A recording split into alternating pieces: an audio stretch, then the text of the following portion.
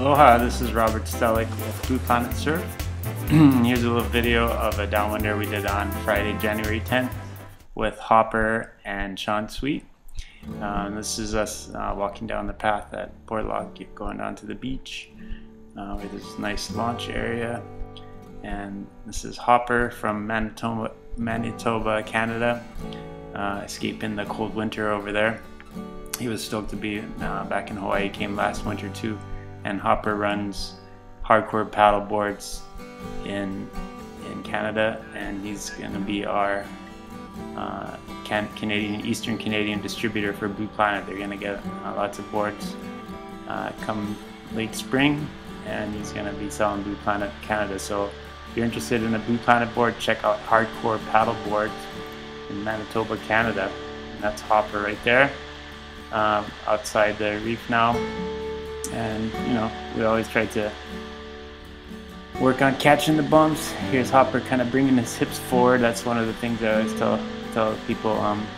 You know, bring your hips forward. Kind of use that soul surfer stance when you're gliding. That really helps keeping your weight forward and staying in that bump, on the bump a little bit longer, getting a nice glide. And you know, downwind paddling is really about just quick efforts. To get up to speed, get your board up to speed at the right time, and then just letting it glide and let the wave push you or pull you along. I like to think of it as getting pulled along by the wave in front of you. So you kind of try to stick your nose into the bump in front of you and let it pull you along at the same speed as long as possible. That's Sean. He's the owner of Sweet Waterwear, a company that makes great paddle clothing. You check it out. It's real functional and looks nice, fits well, and good materials made in the US. Good stuff, Sweet Waterwear. So, and Sean's been on a couple downwind runs with me before, and he's getting down pretty good. You know, and downwind paddling, it takes a lot of practice. Everyone's got their own style and so on. Sean Sweet has a 14-foot bark board. This is a good board for like lighter wind conditions, and when it gets a little bit windier and heavier and the bumps get steeper, I kind of prefer using a board that has a little bit more rocker in the front, that kind of stays on top of the water easier, or kind of pulls back out easier, where you don't get the nose stuck. I find that the real pointy nose, like the bark with low rocker, you know, and once you get in bigger bumps, tends to kind of get stuck in the wave in front of you, and kind of bow steers a little bit.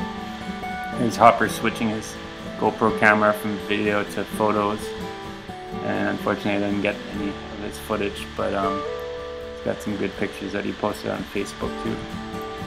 Here's Sean again, and Sean was telling Hopper, hey, make sure you enjoy the scenery, because that's something you tend to forget when you're so focused on your paddling that you don't look around. And yeah, it is a beautiful place to paddle, and sometimes you just forget to look and enjoy.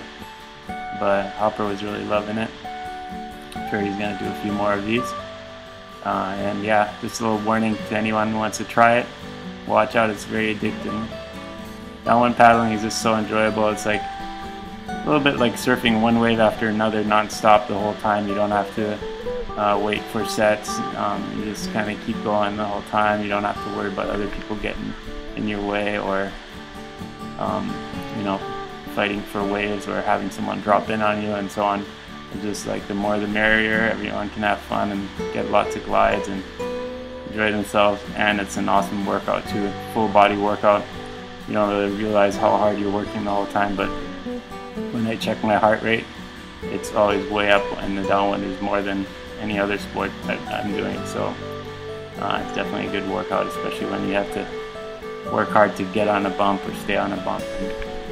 And, yeah, here you can see Sean's nose kind of going under, but he pulled out of it nicely and gets a nice little glide out of that one. And yeah, so, and then one thing too that we worked on, especially Sean, a lot of people don't really know this about when you're on a big downwind board. It kind of does the opposite thing of what you do when you're surfing off the tail. Like if you're surfing off the tail and you lean into the turn, it'll turn the way you're leaning. When you're in the middle of the board on a longer downwind board like this, it's actually kind of does the opposite. So if you lean on your left rail, the board's gonna turn right easier. So but you still want to kind of keep your weight over the inside of your turn, so you kind of want to lean to the right but take the weight off your right foot and kind of put more weight on the left foot, and then that'll kind of scoot the board over to the right, if you want to turn right, and opposite if you want to turn left, of course. But it's something that people don't realize, and something that's definitely worth trying and playing around with. It'll also help you go straight longer when you want to paddle straight. If you just unweigh the inside rail and the side you're paddling on, put a little bit more weight on the opposite rail, the side you're not paddling on, that'll help your board go straight longer, and you don't have to switch sides as often. Definitely don't want to lean down on your foot that that you're on the side you're paddling on, because then that'll make your board yaw more and faster. And it's something that kind of takes a little bit of high touch. You got to practice it and get good at it. But Sean said he kind of figured that out for the first time this day, so that's a good thing, and it'll definitely help him with steering more easily. You still want to do your steering strokes and do everything else, but just using that rail steering at the right moment can just help you adjust the course a little bit more easily. Alright, yeah, we had a great time on this run. Getting closer to Kahala now. It went pretty quick. It was kind of a light trade wind day, but nice conditions. The inside run at Kahala is just like nice, kind of like a groomed run. The bumps are pretty easy to read. Versus outside, the bumps get a little bit bigger, but then you're also dealing with more directions and so on. There's the inside coming into Kahala. You have to really know where to go so you don't go over the shallow reef. If you go too far downwind, you get on the shallow reef. If you turn in too early, you can hit the shallow reef.